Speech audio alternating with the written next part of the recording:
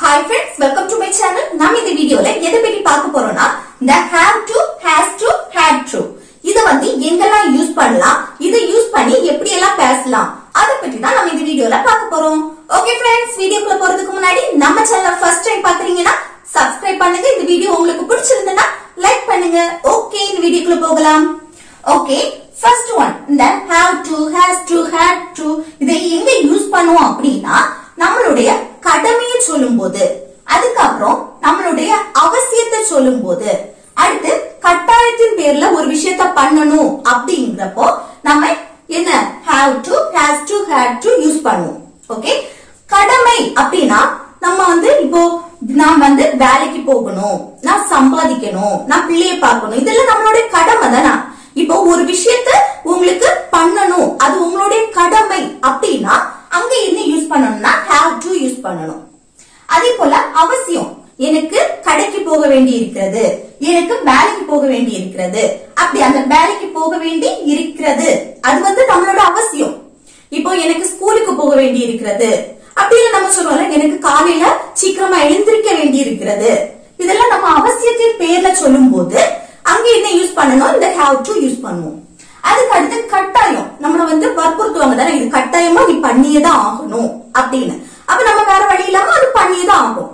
அந்த கட்டாயத்தின் பேர்ல நம்ம கட்டாயமா ஒரு விஷயத்த பண்ணணும் அப்படின்னா, நான் வேலைக்கு போக வேண்டும், நான் சமைக்க வேண்டும், நான் படிக்க வேண்டும், இது எல்லாமே கண்டிப்பா கட்டாயமா நான் பண்ணணும் அப்படின்னா அந்த இடத்துலயும் have to யூஸ் பண்ணுவோம்.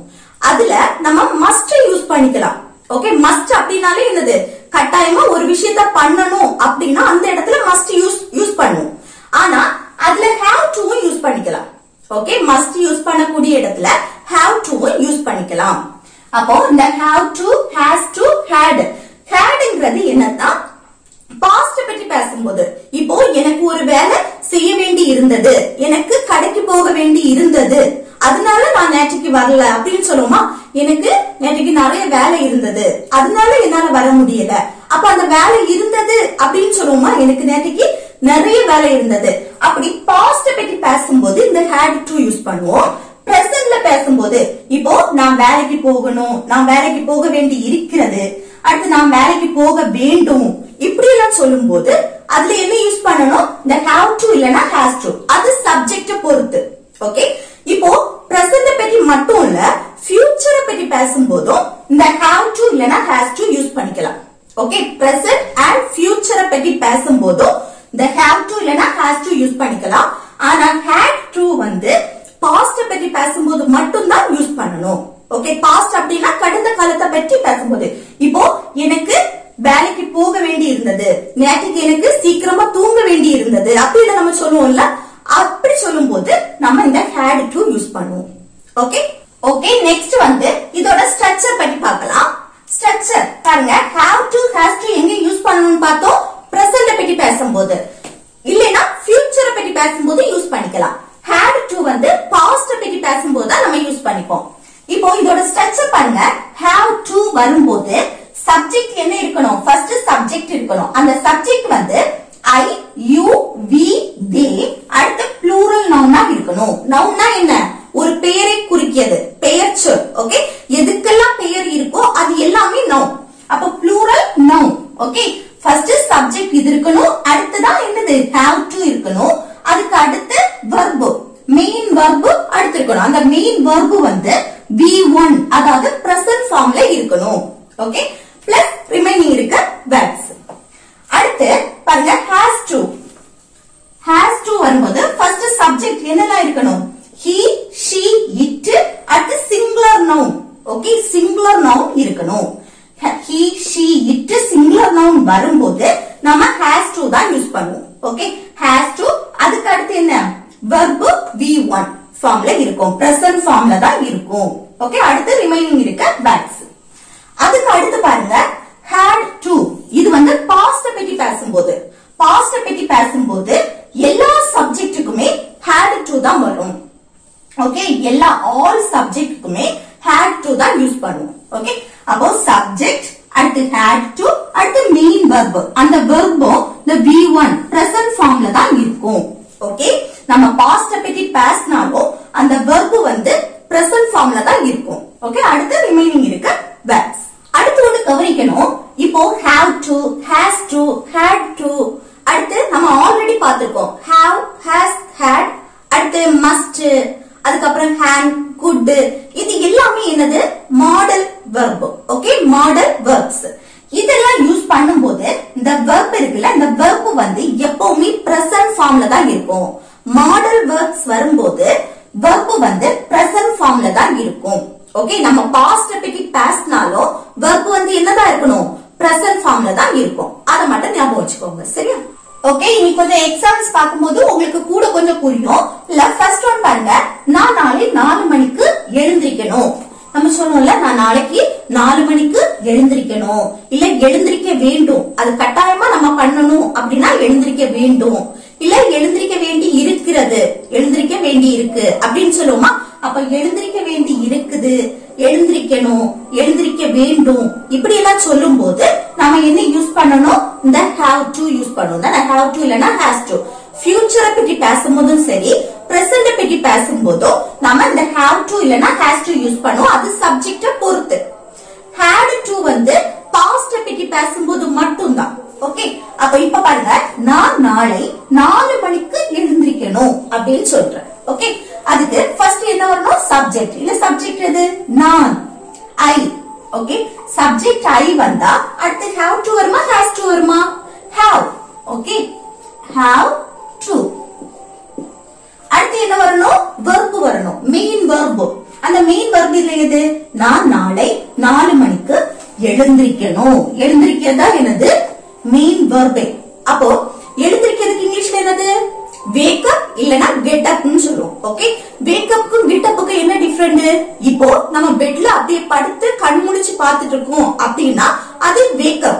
இப்ப பெட்டை விட்டே எழுந்திருக்கோம் அப்படினா அது get up. ஓகே, இதுல எதை வேணாலும் நம்ம யூஸ் பண்ணிக்கலாம். ஓகே, இததான் யூஸ் பண்ணனும் அப்படினு கிடையாது, இதுல எதை வேணாலும் யூஸ் பண்ணிக்கலாம். நான் இல்ல get up னே போடுறேன். get up. அடுத்து என்ன, நாளை 4 மணிக்கு. அந்த 4 மணிக்கு அப்படின்னா என்ன, கரெக்டா 4 மணிக்குன்னு நம்ம ஸ்பெசிபிக்கா சொல்றோம். அப்போ கரெக்டா 4 மணிக்குன்னு ஸ்பெசிபிக்கா நம்ம டைம் சொல்லும் போது அங்க ப்ரிபோசிஷன் at வரும்.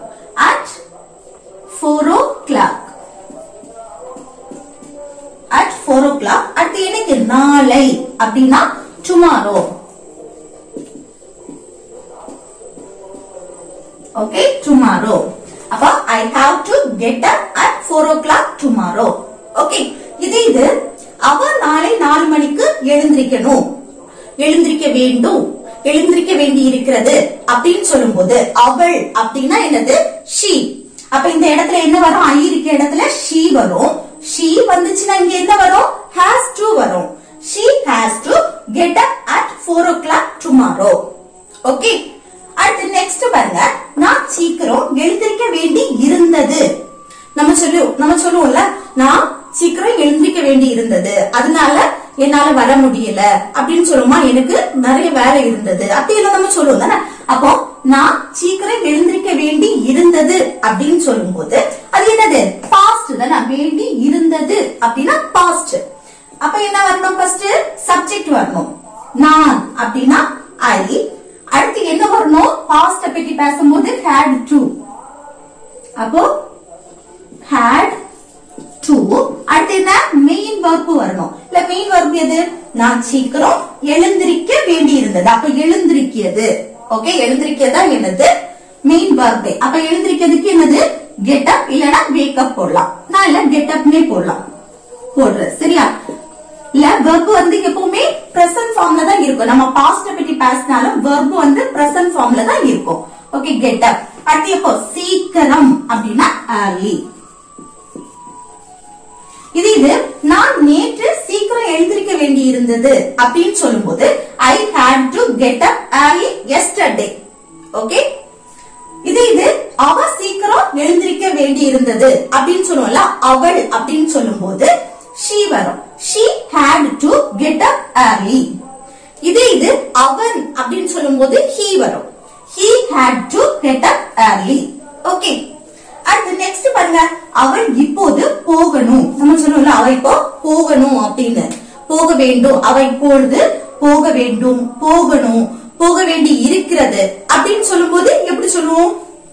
அவள் இப்போது போகணும் அப்படின்னா ஃபர்ஸ்ட் என்ன வரணும்? சப்ஜெக்ட். அவள் அப்படின்னா என்ன? she. she. அடுத்து என்ன வரணும்? have to has to. போகணும் அப்படின்னா இது பாஸ்ட் கிடையாது. ஃபியூச்சரை பத்தி பேசும்போதும் சரி, பிரசன்ட் பத்தி பேசும்போதும் அங்க have to இல்லனா has to யூஸ் பண்ணலாம். she வந்திருக்கனால has to யூஸ் பண்ணுவோம். has to. she has to. அடுத்து என்ன? Main verb. இங்க என்ன? போகணும். போகிறதா என்னது? Main verb. போகிறதுக்கு இங்கிலீஷ்ல go.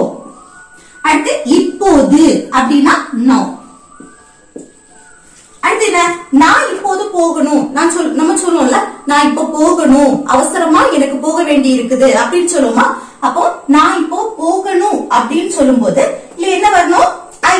I have to go now. Okay, I have to go now. Okay, next example பாருங்க. நான் சமைக்க வேண்டி இருக்கிறது. இப்ப நம்ம சொல்லுவோம்ல, கெஸ்ட் வராங்க, நான் சமைக்க வேண்டி இருக்குது, இல்ல நான் சமைக்க வேண்டும், இல்ல நான் சமைக்கணும் அப்படின்னு சொல்லுவோமா? நான் சமைக்கணும், நான் சமைக்க வேண்டி இருக்கு, இல்ல நான் சமைக்க வேண்டும், இப்படி எல்லாம் சொல்லும் போது அங்க என்ன யூஸ் பண்ணலாம்? have to இல்லனா has to யூஸ் பண்ணலாம். இல்ல ஃபர்ஸ்ட் சப்ஜெக்ட் நான் வந்திருக்கு, அப்போ I வந்துச்சுன்னா என்ன வரணும்? have to. அடுத்து என்ன? Main verb. இங்க என்னது? சமைக்க வேண்டி இருக்கிறது. அப்ப சமைக்கிறது தான் என்னது? Main verb. அப்ப சமைக்கிறதுக்கு இங்கிலீஷ்ல cook. ஓகே, இது அவ சமைக்க வேண்டி இருக்குது, இல்ல அவ சமைக்க வேண்டும், அவ சமைக்கணும், இப்படி எல்லாம் சொல்லும் போது இங்க என்ன யூஸ் பண்ணணும்? she யூஸ் பண்ணணும். இல்ல ஒரு நேமா இருந்து அப்படின்னா, இப்போ அபிஷா அப்படின்னா அபிஷான்னு யூஸ் பண்ணணும். இப்போ அபிஷா இல்ல சப்ஜெக்ட் he, she, it இப்படி எல்லாம் வரும்போது இங்க has to வரும். அப்போ அபிஷா has to cook. அது இது she னா she has to cook. Okay, அடுத்து பாருங்க. நான் சமைக்க வேண்டி இருந்தது. நான் சமைக்க வேண்டி இருந்தது அப்படின்னா அது பாஸ்ட் தானே? அப்ப சமைக்க வேண்டி இருந்தது பாஸ்ட்னா ஃபர்ஸ்ட் என்ன? நான், சப்ஜெக்ட் I. அடுத்து என்ன வரணும்? had to. அடுத்து என்ன? Main verb. இங்க என்னது? சமைக்கிறது. சமைக்கிறதுக்கு இங்கிலீஷ்ல cook. ஓகே, இல்ல அவள் சமைக்க வேண்டி இருந்தது அப்படின்னா இங்க என்னது வரணும்? she வரணும், இல்ல had to தான் வரும். Okay, she had to cook. இது அபிஷா சமைக்க வேண்டி இருந்தது அப்படின்னா அபிஷா had to cook. என்னுடைய அம்மா சமைக்க வேண்டி இருந்தது அப்படின்னா my mother had to cook. Okay, அடுத்து நீ நல்லா படிக்கணும். நம்ம சொல்லுவோம்ல, நீ நல்லா படிக்கணும், நீ நல்லா படிக்க வேண்டும் அப்படின்னு சொல்லும் போது நம்ம என்ன யூஸ் பண்ணலாம்? the have to யூஸ் பண்ணிக்கலாம். அது சப்ஜெக்ட பொறுத்து have to வருமா has to வருமா? இல்ல ஃபர்ஸ்ட் பாருங்க, நீன்னு வந்திருக்கு. நீன்னு சப்ஜெக்ட் வந்து you. ஓகே, இங்கிலீஷ்ல you வந்தா என்ன வரணும்? சப்ஜெக்ட் you வந்திருக்கு. அடுத்து என்ன வரணும்? have to. you வந்தாச்சுன்னா have to. அடுத்து verb. இல்ல verb எது? நீ நல்லா படிக்கணும். படிக்கிறதா என்னது? Main verb. படிக்கிறதுக்கு இங்கிலீஷ்ல என்னது? study. அடுத்து என்ன? நல்லா படிக்கணும். நல்லா அப்படின்னா well. Okay, you have to study well. அடுத்து நான் இத செய்ய வேண்டும். நம்ம சொல்லுவோம்ல, நான் இத செய்ய வேண்டும், கட்டாயமா அதை பண்ணணும் அப்படின்னாலும் சரி, இல்ல நான் இத செய்யணும், செய்ய வேண்டி இருக்கு அப்படின்னு சொல்லும் போது என்ன யூஸ் பண்ணணும்? have to இல்லனா has to. இல்ல நான், சப்ஜெக்ட் நான் வந்திருக்கு I. அடுத்து என்ன வரணும்? have to. I have to. அடுத்து என்ன? Main verb. இங்க மெயின் verb எது? நான் இதை செய்ய வேண்டும். செய்யறது தான் என்னது? Main verb. செய்யறதுக்கு இங்கிலீஷ்ல என்னது? do. Okay, do. அடுத்து என்ன? இதை அப்படின்னு சொல்லும்போது this. Okay, I have to do this. நான் இதை செய்ய வேண்டும், இல்ல நான் இதை செய்யணும் அப்படினாலும் ஒரே மீனிங் தான். ஓகே, நான் இதை செய்யணும், செய்ய வேண்டும், செய்ய வேண்டி இருக்கு. ஓகே, இது செய்ய வேண்டி இருந்தது அப்படின்னா அது பாஸ்ட். ஓகே, நம்ம பிரசன்ட் பத்தி சொல்லும் போதும் ஃபியூச்சரை பத்தி சொல்லும் போதும் இது நாளைக்கு எனக்கு செய்ய வேண்டி இருக்கிறது அப்படின்னு சொல்லும் போதும் அங்க நம்ம have to யூஸ் பண்ணிக்கலாம். have to இல்லனா has to, அது சப்ஜெக்ட பொறுத்து. ஓகே, ஓகே फ्रेंड्स, இந்த வீடியோ உங்களுக்கு யூஸ்ஃபுல்லா இருக்கும்னு நினைக்கிறேன். யூஸ்ஃபுல்லா இருந்துச்சுன்னா லைக் பண்ணுங்க, ஷேர் பண்ணுங்க, கமெண்ட் பண்ணுங்க. ஓகே, நெக்ஸ்ட் வீடியோல பார்க்கலாம். Thanks for watching.